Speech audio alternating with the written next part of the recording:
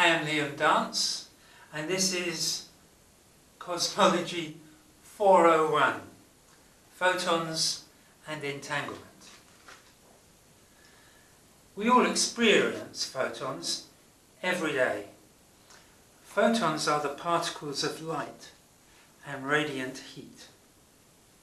Low energy ones we use as radio waves. Higher energies are microwaves. Then infrared transmits heat. The visible spectrum from red through blue to violet.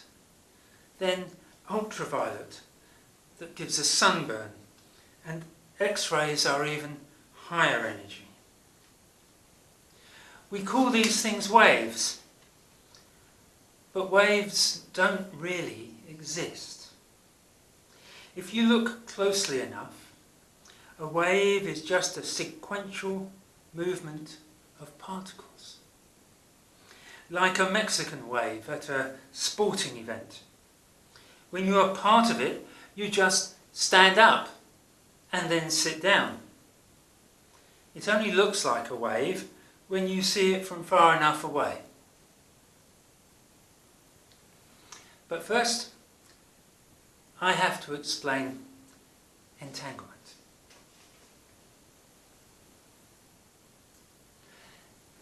Entanglement. The experience is of getting lost. You don't know where you are. But as soon as something grabs your attention, that's where you are, completely focused. It works like this.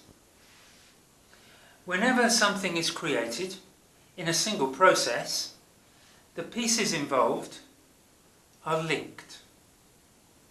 In a certain dimension, they are always neighbours. This works on different levels at different scales. When photons are created, they are in sets of 6 or multiples of 6. 2 triads, one having a matter rotation and the other the antimatter rotation in the colour dimension. When a kernel is created, it must happen all at once. It is entangled. The antikernel is nearby and also entangled. Each shell of triads around a kernel is an entangled entity, all the way up to electrons and positrons.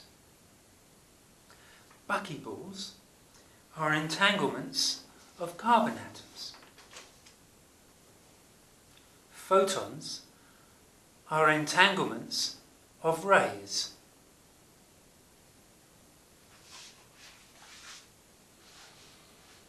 In 3D space, the entangled elements can get separated. Space is constantly being shuffled by rays meeting each other. So it is inevitable that the elements, the parts of this entangled entity, get separated. But in this entanglement dimension, they are always neighbours. So their balance is easy to maintain. In this way, the entanglement dimension is an expansion of the colour dimension. We don't need both. When one element of an entangled entity is detected, its position in space is communicated to a larger realm. A small effect is amplified to a very large effect. The detector is like an arrangement of dominoes. One falling is multiplied to many falling. This domino effect is mirrored, bringing all the scattered elements of the entity back together, as if newly created at the position in space where the detection occurs. Now to photons. An atom is made up of a nucleus containing protons and neutrons, and shells of electrons surrounding it. These electron shells are at specific distances from the nucleus and can be full of electrons or part-filled. Now here's a quote. When an electron falls to a lower shell, it sends out a photon of a particular frequency, a particular energy. Now, we know that an electron is a shell of triads. This is going to represent an electron. And this means that each triad falls as it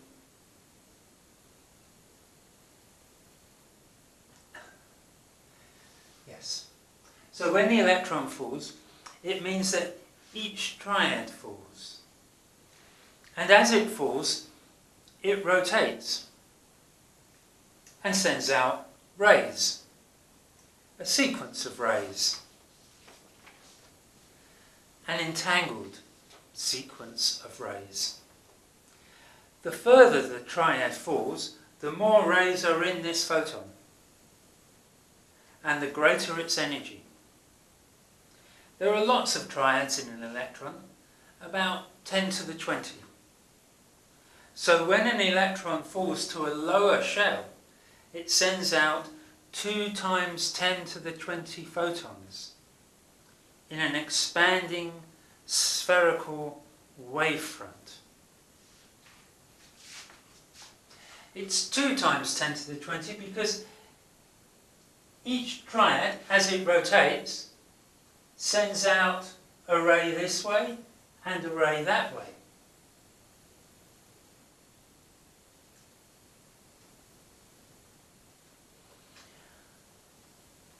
The interesting thing about this is that the ray that's sent out from here, if you're an observer up here somewhere, the ray that's sent out from here will be slightly redshifted because the triad is moving away from you. But the ray from here will be slightly blue shifted because the triad is moving towards you. This effect has been noticed, and it's called fine structure.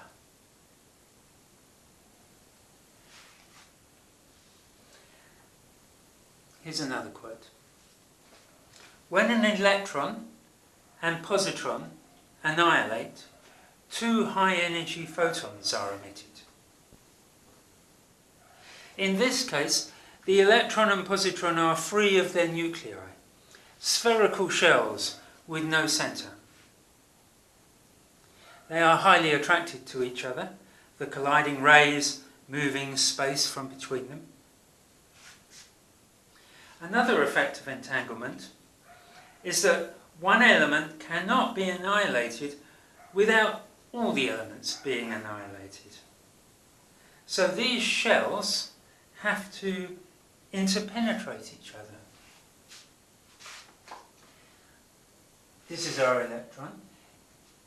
If our positron is here, you might think that the triad here, when it meets the positron, that these 2 triads would annihilate, but they can't. They have to interpenetrate each other so that their centres become one. And then the positron's triad arranges itself in between all the electrons' triads. The electrons' triads have avoided the ray that comes from its opposite one, because if it didn't, it would expand, and It likes to keep at its lowest energy it can. So it's avoiding them. But when the positron comes in, it actively wants to be in those spaces because it's attracted to the one opposite. So they intersperse all the way around in 3 dimensions. And then, when the moment is right, they all fall towards the centre. They all annihilate together. The triad from here falls to the centre, annihilating with the anti-triad from here falling to the centre.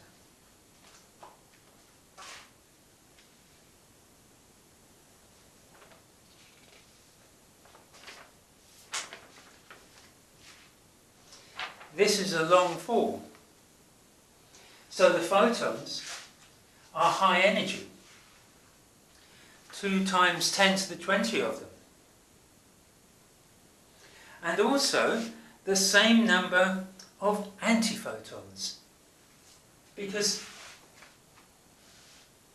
as the electron goes down, it sends out rays that are matter rays.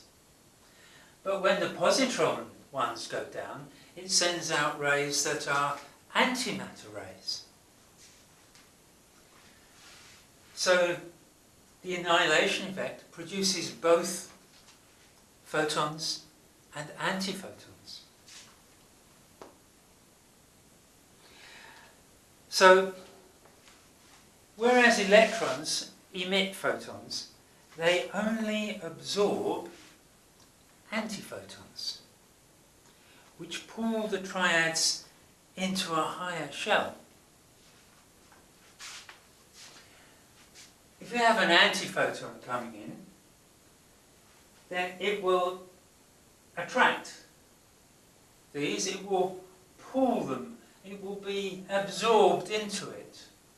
This whole thing will have some sort of tidal effect where these go that way and these come in, and it will vibrate a little, no doubt, and it will pop to a higher shell if the energy is right. But if a photon comes in, it will be repelled by the rays from the electron. It will tend to skirt the electron shell. Just like magnets. If they are of opposite polarities, when they get to each other, they snap together. But when they're the same polarity, it's not like it shoots off, it sort of does that, or that, or that. It's very hard, I mean it's possible, depends on the strength of the magnet, to get them to touch. But there's no one behind these, no one's forcing them to touch. The positive shells on protons and N-bars, they absorb photons and emit antiphotons. But the triads on these particles are held tightly. So there is a snap-back effect, where each triad is pulled away a certain distance and then snaps back, emitting an antiphoton of half the energy it has absorbed. Only half, because the other half goes into the particle. Followed by a quarter of the energy. So this is a wave effect. It goes through and through, and it emits little bits here and there. Followed by a quarter, and then another of an eighth, and so on, until all the energy of the original photon has been emitted. In this way, the balance of photons and antiphotons is kept. Photons are the universe's energy transfer system.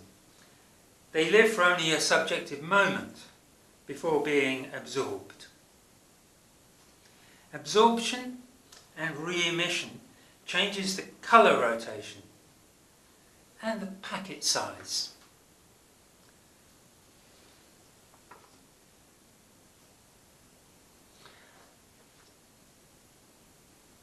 There is another effect, because everything I've been saying so far says that an energetic photon is absorbed and then is emitted as lots of less energetic photons. But there's another effect, where an electron absorbs lots of low energy photons. And it just keeps absorbing them. And it has to find some way of containing that energy. It probably flexes, or the triads wobble, or something. And then it just absorbs one that tips it over the edge. And then it bounces out. It suddenly, for no discernible reason, it pops into a higher energy shell. But because the energy that it's absorbing is not enough to keep it there, it immediately falls down, emitting, as I've been saying, these 2 times 10 to the 20 photons. So in this way, it can absorb low energy photons and emit a higher energy photon. Now for a testable prediction. If there was a very thin membrane, so that the orb of uncertainty of these particles, certain particles, straddled it. You know, you don't know whether they're above or below, they're diffuse. And a network of detectors was underneath the membrane.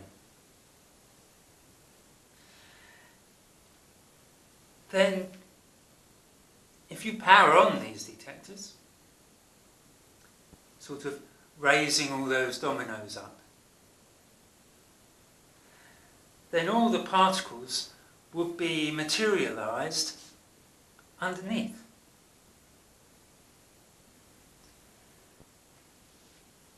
And it would lift it a little, or at least decrease its weight a little. If we could detect photons, then this detection drive would be a true space drive. And our spacecraft would need 2 sets of detectors. One to pull space into the craft, and the other to pull space out the other end. We still need an energy source to power all these detectors.